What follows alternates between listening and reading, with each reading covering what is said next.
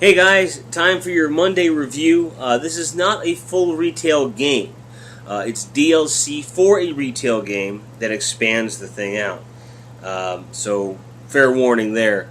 And there's no spoilers on this, so if you haven't played this yet, don't worry about it. This is on The Last of Us Left Behind, and the reason that I'm doing it, at the age that it is that because it relates, I think DLC definitely fits if it's story driven on a game that is itself over 90 days old. Plus, the DLC is a donation from a very loyal subscriber, who I'm not going to embarrass by putting his name out here, but you know who you are, and thank you so much. So, Last of Us, Left Behind, no spoilers. What did I think? It was awesome.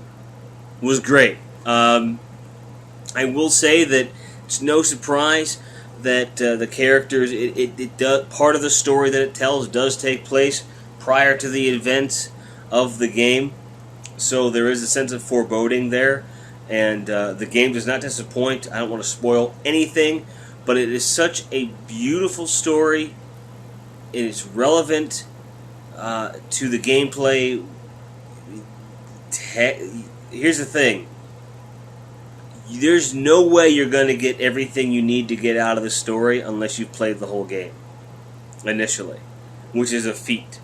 A lot of DLC, it seems like there's going to be references you'll lose if you haven't played through the whole game, but a lot of stuff with other games and so forth you can kind of go back and forth with. But this one, Left Behind, finish that campaign, son! gotta finish it first! I'm not sure where that came from, but you should. You should finish the campaign first. And the story's well done. It's very emotional. There is, at the beginning, there is a prompt to link to Facebook. And it says, we'll only post once to your Facebook page per playthrough of this DLC. I really don't like that sort of thing usually, but knowing Naughty Dog, trusting their design choices, trusting them as a company, I enabled it. It was pretty cool. Nothing huge. It didn't affect the actual gameplay or anything, but it was a nice touch.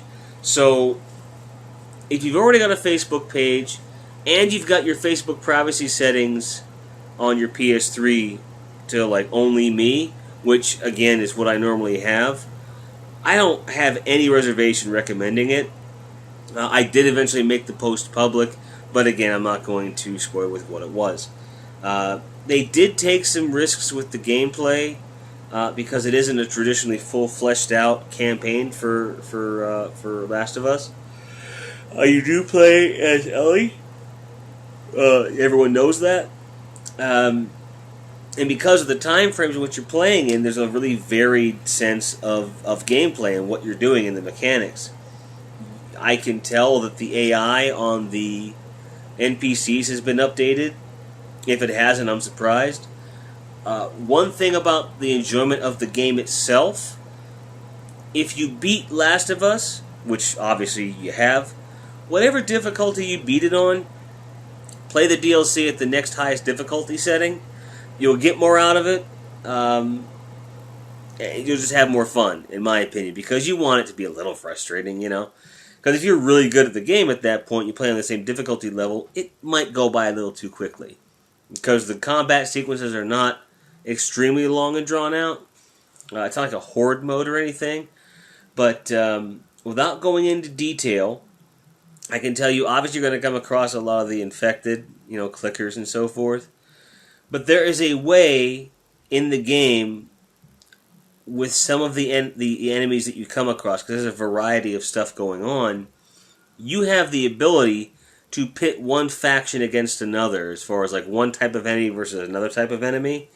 And it's a really, really cool dynamic that you come up with. And something that I hope they explore more in either future story DLC or Godzilla willing a Last of Us sequel. So I don't want to go too much further into it without any kind of spoilers because, again, that's very important. So if you've played through this DLC and you want to go have a discussion of the spoilers, let me know in the comments here.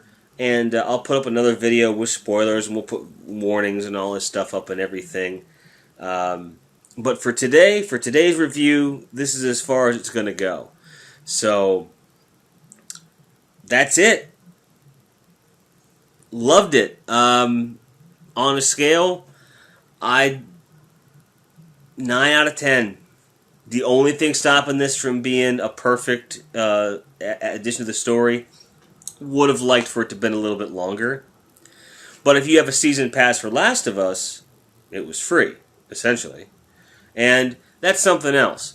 If you have The Last of Us, you haven't downloaded any of the map packs or anything, like you haven't paid for anything yet, and you want to play this, do yourself the favor, drop the $20 on a season pass. Because the maps are nice, they play well, and there's some other goodies you can get in between that's worth it. So drop the extra $5 to get everything, and then if they do release more story DLC, you're already covered. Okay guys, that's it for this review. Thanks for watching, thanks for subscribing, and as always, keep on grinding.